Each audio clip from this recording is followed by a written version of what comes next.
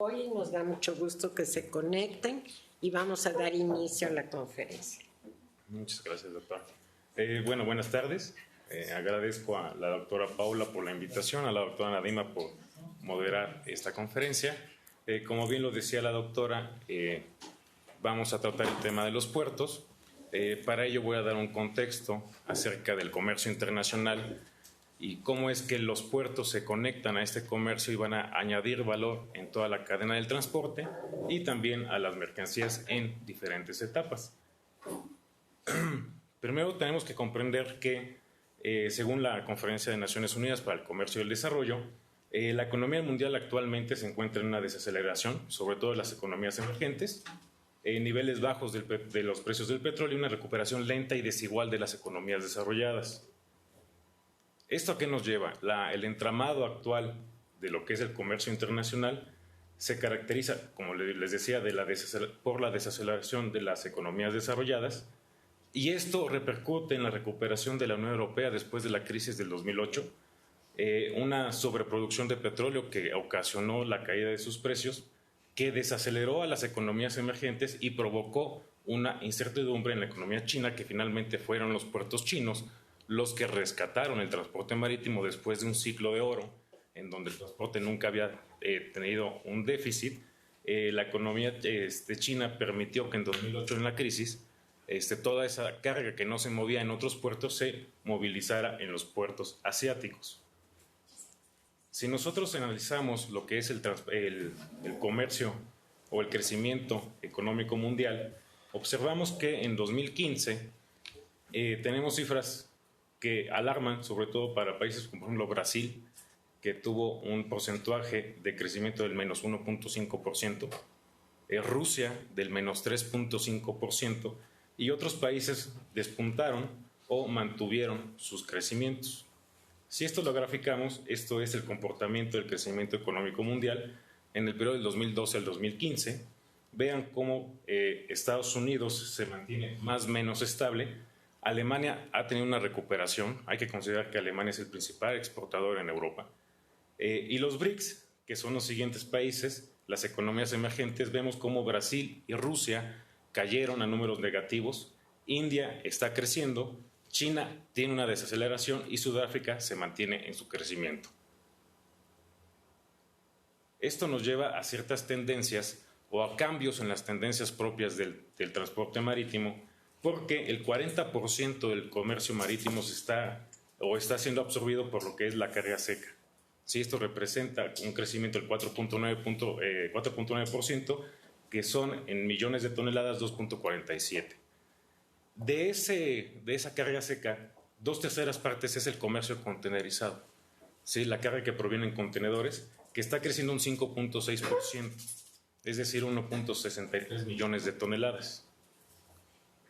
Este es el crecimiento. Si ustedes observan, en 2015, de 2005 a 2014, el petróleo no ha tenido un crecimiento tan elevado, como no es así el caso de la carga seca, que pasó de 2.978 millones de toneladas a 3.903 millones de toneladas. ¿Sí? Esto es importante porque estamos viendo cómo la carga seca, es decir, la carga contenerizada, está desplazando en números a lo que es el movimiento de petróleo. ¿Sí? Llevamos ya 2 o 3 años consecutivos en donde la carga seca representa mucho más que el movimiento del petróleo. Si lo graficamos, esto es el 40% es la carga seca, 31% son graneles principales y solo el 29% es petróleo y gas. Y esto es una tendencia que está haciendo que se modifiquen lo que son las actividades propias del transporte o de las cadenas del transporte y también de las actividades propias de los puertos. 3 son los cambios más importantes en el comercio internacional. Primero, las economías en desarrollo son ahora importadores y exportadores de gran envergadura. Han pasado de ser proveedores de materias primas a actores clave en estos procesos de deslocalización de la producción. Y finalmente, Asia, como el principal continente o la región que domina lo que es la carga y descarga de las mercancías. Miren, esto es importante porque aquí vemos a los países desarrollados su total de mercancía cargada, es decir, aquella que se introduce a los buques, es de 3.370.8 millones de toneladas. La descarga es de 9.808 millones de toneladas. Pero vean a los países en desarrollo cómo también están manteniendo un crecimiento. Y la carga seca está siendo, la cargada pasó a considerarse en 3.831 millones de toneladas.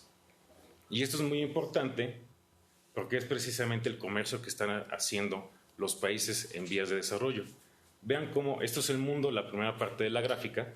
Después tenemos a los países desarrollados y vean, si los comparamos con los países en vías de desarrollo, son los países en vías de desarrollo los que están cargando y descargando más mercancías.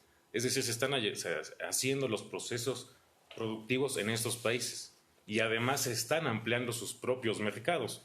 Entonces, mucha de la mercancía también se queda en estos países.